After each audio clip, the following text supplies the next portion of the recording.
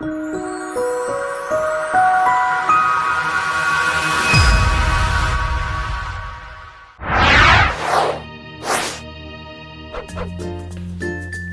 ASA members. What are the best and worst states in the country for teachers? WalletHub answered that question recently by weighing a number of factors in all 50 states plus the District of Columbia. They included highest annual salaries adjusted for inflation. So Michigan was first, Arizona was 50th, beating only Hawaii. Then they looked at lowest teacher turnover. Kentucky was first with the lowest. Arizona was 47th. We weren't the worst. They also looked at pupil-teacher ratio. Vermont had the lowest ratio of pupils to teachers. And guess where Arizona was? Yes, we were 51st. We had the highest pupil-to-teacher ratio in the country.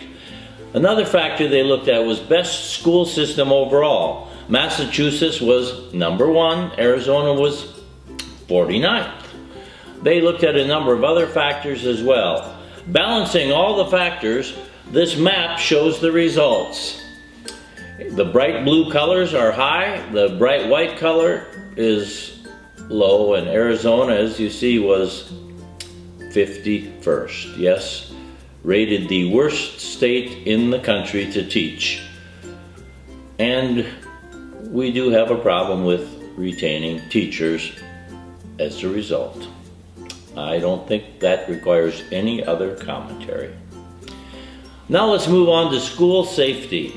Since the Columbine shooting in April 1999 in Colorado, there have been 230 to 240 shooting incidents in American K-12 schools.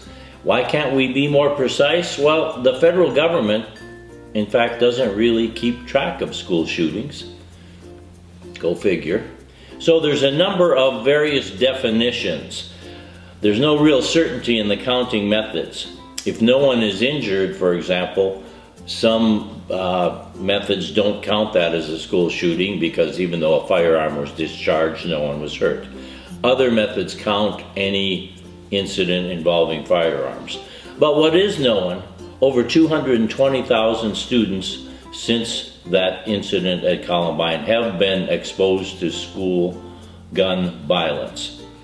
So last spring, the Arizona legislature, urged on by Governor Ducey, approved $20 million in additional funding for school safety grants and expanded the funding to include school counselors and social workers as well as SROs.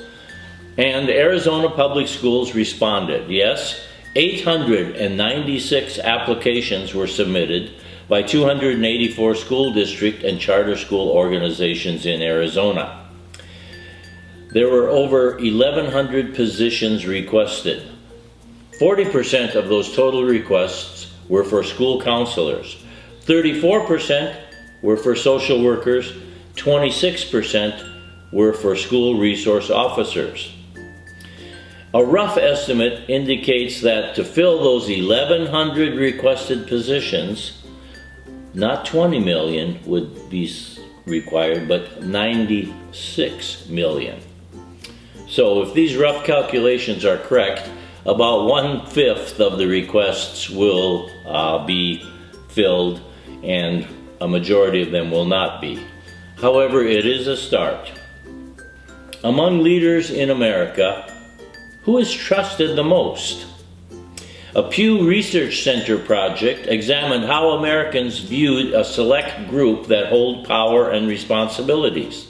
So the Pew Research Center sought to capture how Americans view these powerful leaders' job performance, their empathy, their ethical behavior, and their willingness to own up to mistakes. They studied public perception of principals, police officers, military leaders. The survey also asked about religious leaders, local elected officials, journalists, members of Congress, and big tech company leaders. And guess what? Principals, school principals, you came out as the most trusted leaders in America in the eyes of the public. 84% of Americans say principals cared about others or people like them all or most of the time.